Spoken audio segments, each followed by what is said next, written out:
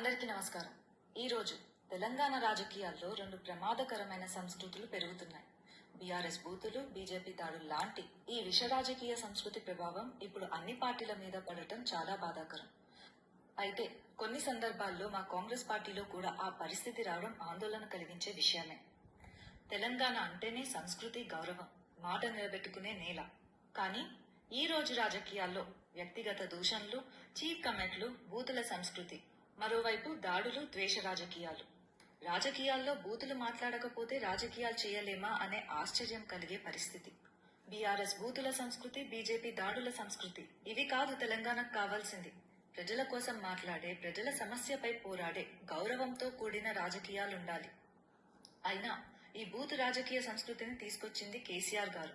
దీన్ని అనుగుణంగా చాలా మంది బీఆర్ఎస్ నాయకులు, ముఖ్యంగా కేటీఆర్ అన్నగారు అంత ఉన్నత స్థాయి చదువులు చదివినా కూడా అదే భాష కొనసాగించడం బాధాకరం. అప్పట్లో రాజకీయ శత్రువులైన వైఎస్ఆర్ గారు మరియు చంద్రబాబు నాయుడు గారు ఎన్నికల సమయంలో గట్టిగా విమర్శలు చేసుకున్నారే గాని వ్యక్తిగత దూషణలు, కుటుంబాలపై కమెంట్లు, చీప్ మాటలు మాట్లాడే స్థాయికి ఎప్పుడూ దిగజారలేదు. మరేమో బీఆర్ఎస్ పెద్దయిన కేసీఆర్ గారు వల్ల బూతుల రాజకీయం అయితే, ఇప్పుడు బీజేపీ పెద్దయిన బండి సంజయ్ అన్న గారి పుణ్యమాని దాడుల రాజకీయంగా మారుతున్నట్టు కనిపిస్తుంది.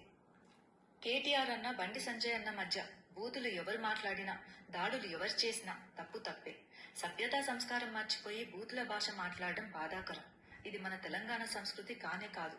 దీన్ని ఇక్కడితో అన్ని రాజకీయ పార్టీలు ఆపేయాలని కోరుకుందాం.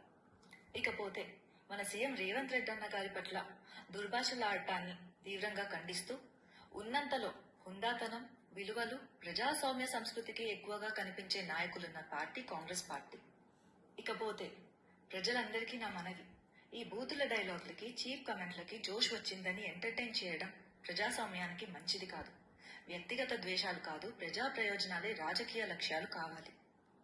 జై హింద్, జై కాంగ్రెస్, జై తెలంగాణ.